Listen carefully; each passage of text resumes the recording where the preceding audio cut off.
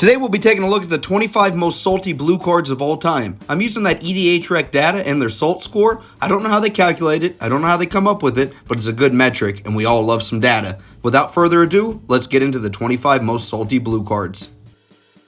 First up, there's Gilded Drake. This is a 2-mana 3/3 flyer, not bad stats, but when it ETBs, you get to switch it for the best creature in play. You can steal a commander, you can steal a value piece, and all they get's a measly 3/3 that doesn't really matter in a game of EDH. It's in 52,633 decks and has a salt score of 1.76. Curse of Unbinding combines two of the most annoying things you can do in Commander: steal creatures and make somebody mill. Folks hate that when that happens. That's why it's in 14,488 decks and has a salt score of 1.8. Mana Vortex is one of those weird old cards that does abilities that the color's not known for. It's going to make everybody sacrifice a land during their upkeep, and blue's not known for that, but it is known for salt. Luckily, it's only in 1,380 decks, so the salt score is probably a little low because of that, and that's why it's at 1.84.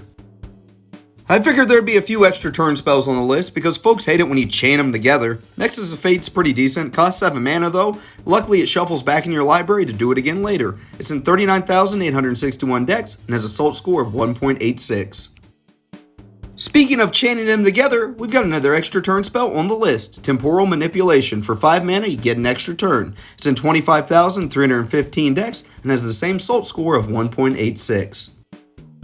Omniscience may be an expensive enchantment, but it's an I win the game card. It's going to allow you to cast spells from your hand without paying their mana cost. Pair this with a bunch of card draw effects, and you're going to take a 30-minute turn, and maybe you'll win the game at the end. That's why it's in 64,072 decks and has a salt score of 1.87.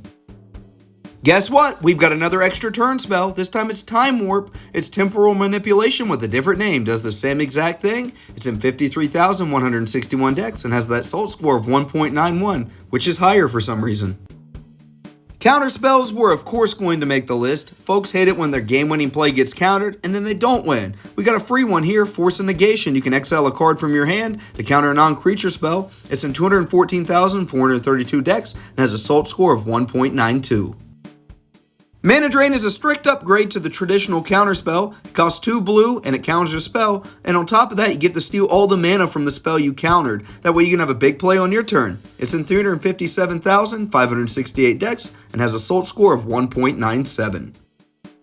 Force of Will was bound to make this list. This is the classic salty free counter spell. You can exile a blue card from your hand and pay a life, and then you get to counter a spell. Nobody ever sees it coming, and that's what makes it so salty. It's in 261,675 decks and has a salt score of 1.99.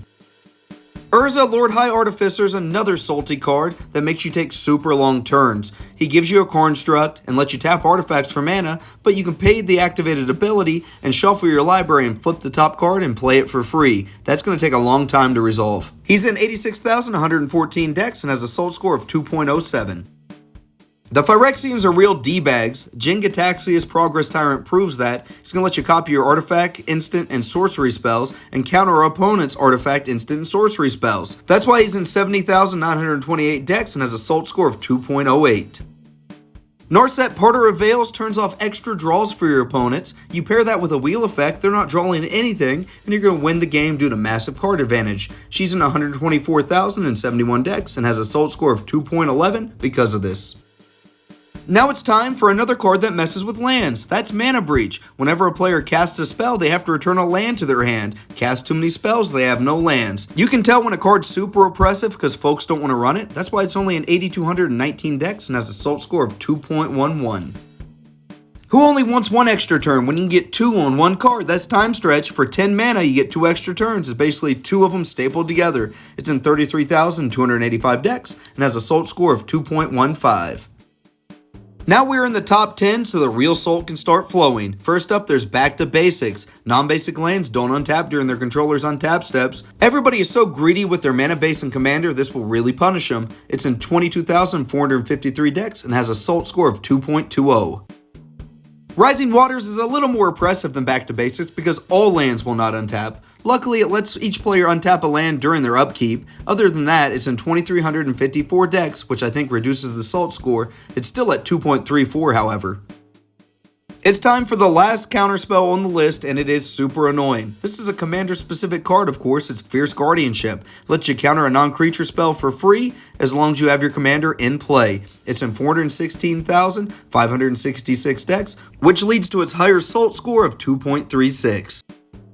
Of course, Cyclonic Rift was going to make the list. When you bounce everything at your opponent's instep and you untap with a full board and they have nothing, that's going to cause some salt. It's in 656,182 decks and has a salt score of 2.40.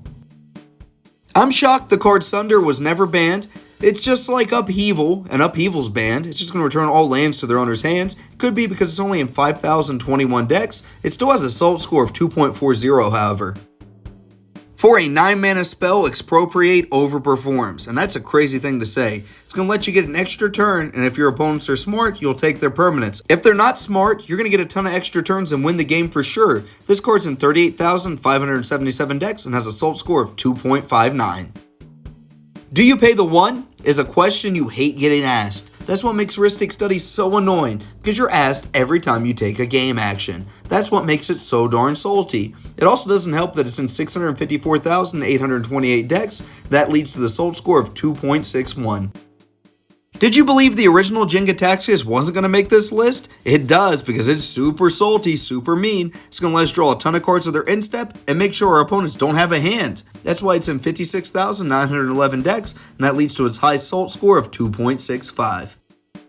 Win Out of Nowhere cards cause a lot of rage in our opponents, and I've got the best one of them all listed right here, Thassa's Oracle. When this comes down, you're winning the game. You're not just scrying, you're winning. It's in 172,512 decks and has that high salt score of 2.82.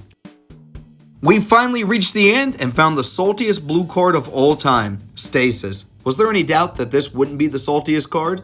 It makes sure everybody doesn't get to untap, and you do have an upkeep cost you can pay, but you have some ways around that. It's only in 10,965 decks, which I think is too low. That's why I made a whole deck tech around Stasis and its awful friends. It's on screen now if you want to check it out. It has the record salt score of all cards at 3.12. If there are other salty blue cards that didn't make the list, let me know in the comments below. I might spotlight them at a later date. So anyways, thanks for watching. Please like, comment, and subscribe. The algorithm appreciates you, and more importantly, I appreciate you.